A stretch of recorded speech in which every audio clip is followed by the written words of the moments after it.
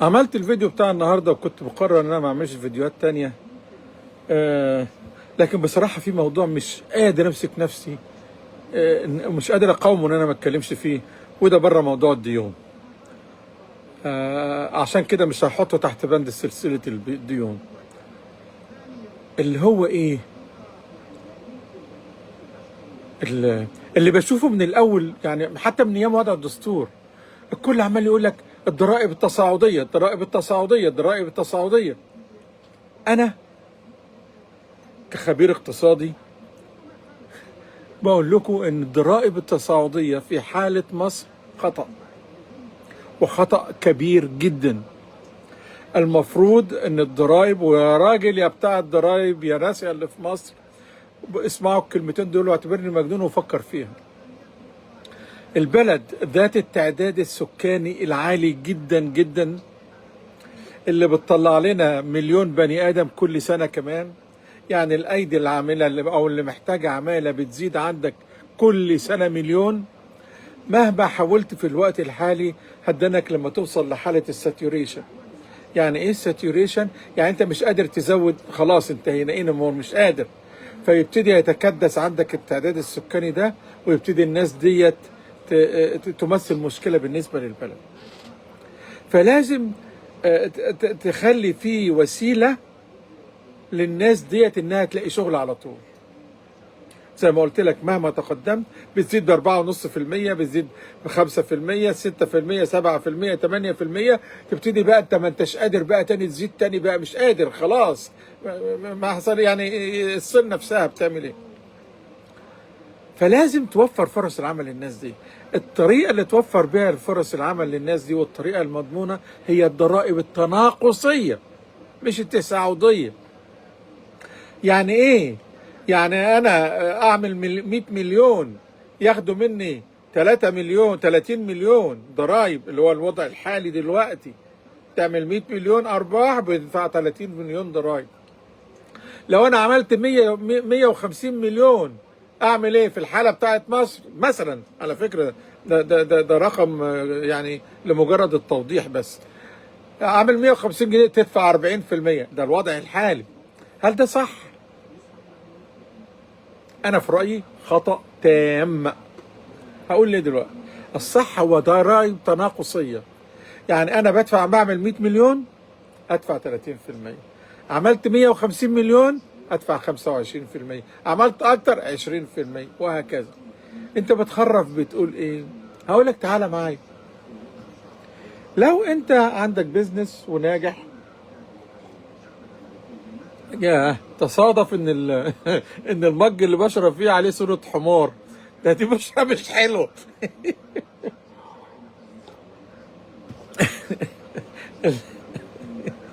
ال...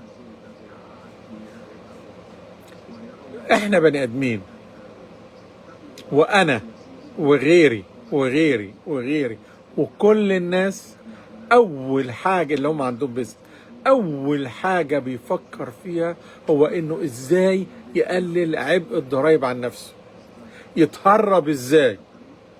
اسمع الكلام اللي بقوله لك، سيبك من الشعارات اللي بتسمعها في التلفزيون، ده كلام فاضي. يتهرب ازاي، يطلعها نفقات ازاي، يعمل ازاي كل. طيب انا بقى دلوقتي لما تيجي تقول ادفع 40% وزدت اكتر تقول ادفع 50%، كمية كبيرة، زودت عندي الحافز ان انا اتهرب بيه. تاني حاجة، قللت عزيمتي في ان انا اتوسع واكبر. انا اكبر ليه؟ اذا كان كل ما اكبر هتاخد مني 50%، وبعدين لو جيت في سنة الدنيا ما مشيتش معايا هتقول لي فين ال 50% بتاعتي؟ يا عم انا ما عملتش المكسب ده. لا يا اخويا، لا يمكن. انت اكيد متهرب بقى دلوقتي. يعني تيجي عشان تقول الحقيقة بعد ما يقول لك لا ده انت اكيد بتتهرب من الضرايب، ويقعد يعمل لك اوديتنج وبتاع وجع قلب. دي المشكلة اللي عند بتوع الضرايب. اللي عند بتوع الضرايب انك انت لما بتعودوا على انه ياخد منك مبلغ معين، لو جيت قللت عن المبلغ ده يحط على طول جرس الانذار يضرب عنده ويقول لك ايه؟ الراجل ده ما دفعش ليه؟ اذا فانت ما بتشجعش اي حد انه يتوسع ويكبر البيزنس بتاعه. طيب لما انا اعملها ضرائب تناقصيه، يعني انا لما اعرف كده ان انا هدفع 30% السنه دي، لو وصلت ل 150 وقلت ده رقم جزافي هدفع 25%، ولو وصلت ل 200 هدفع 20%، ولو وصلت اكتر هدفع 15%، وهكذا يعني لحد حد معين. ده هيشجعني يا جماعه ان انا اتوسع ولا لا؟ بدل ما انا عندي فرع واحد اعمل فرع تاني، بدل ما انا عملت فرع تاني اعمل فرع تالت. اما انا بعمل الفرع ليه؟ لان انا كل ما اكبر وكل ما اكسب اكتر هدفع اقل، وبعدين هحس فيها بقى ده انا عملت مبلغ جامد اهو، لما ادفع 25 مش مشكله، لما ادفع 20 مش مشكله. فاذا الارج اللي عندي اللي هي الرغبه في التهرب والسرقه بتقل. ما هو لما يكون واحد انت بتدفع كتير قوي عايز تتهرب من المبلغ الكبير قوي ده، عبء بصراحه كتير. فالقرش بتقل، وبالتالي عدد اللي بيدفع لك ضرايب هيزيد. ليه؟ لأن الضرايب بتاعتهم بتقل بالنسبة يعني. لما هو فتح فرع تاني وفرع تالت وفرع رابع، ايه اللي حصل؟ شغل واحد ده شغل عمالة هنا وشغل عمالة هنا وشغل عمالة هنا، وبالتالي تقدر تستوعب الايد العاملة اللي بتجيلك. ما انت بص على مواليد النهارده، ما تبصش عليه على انه بيبي مولود النهارده. لا، البيبي اللي جالك النهارده جالك مليون بيبي النهارده، قصادهم ايه؟ قصادهم مليون واحد تاني بلغوا سن 18 وبلغوا البلوغ وعايزين يشتغلوا. ده اذا افترضنا ان 18 هو سن الشغل في مصر يعني، او الشغل اللي الناس بتشتغل فيه. قصادهم ايه؟ قصادهم مليون واحد وصلوا المرحله الثانويه او الاعداديه او كده، وعايزين مدارس وعايزين وعايزين وعايزين وعايزين. يعني ما تبصش للمواليد على انها مواليد، بص على ان التانيين انت ده بيخش مولود هنا بيترحل واحد تاني للمرحله اللي قبل كده، يبقى مليون تاني بيكبر. المليون اللي بيكبر ده بيتخرج عايز فرص عمل وهكذا. إذا الضرائب التناقصية في حالة زي مصر ضرورة ضرورة ضرورة ضرورة. ضرائب تناقصية مش تصاعدية زي ما الكل بيقول ولا الكل بيجري ولا اللي بيحصل دلوقتي، لأنها بتزود التهرب الضريبي لما بتبقى تصاعدية، لأنها بتساعد على الانكماش لا التوسع، وما بتوفرليش فرص عمل أكتر. يعني انا هعين ناس كتير ليه وانتج كتير ليه اذا كنت هدفع اكتر؟ يعني اكسب ادفع اكتر من ان انا ما بكسبش. فدي وجهة نظري، ما اعرفش مين يتفق معايا فيها. من ما اعرفش اذا كان حتى الذكاء الاصطناعي، بصراحة ما فكرتش ان اسال فيها، لكن انا مقتنع بيها تماما ان كل ما الضريبة قلت على اصحاب الاعمال كل ما هيبتدي الاعمال، نسبة الاعمال تزيد.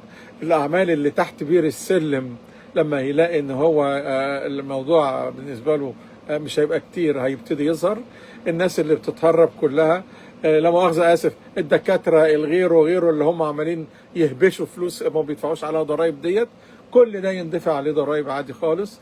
واذا تحصيل الضرائب على فكره ما حدش يزعل من حكايه الضرائب، ويطلعوا جماعه الشعارات، الجماعه بتوع الادب دول يطلعوا يقول لك ايه؟ دوله جبايه، دوله جبايه. اسمعوا يا جماعه يا اللي بتسمعوني، ما فيش دوله في العالم دوله مش دوله جبايه. المصدر الوحيد لاي دوله يجب ان يكون كما هو في الولايات المتحده الامريكيه وكما هو في اوروبا، يجب ان يكون من الضرائب والجمارك، مش اكتر من كده. مصدر دخل الدولة المتحضرة يكون من الضرائب والجمارك. جميع الدول المتحضرة دول جباية.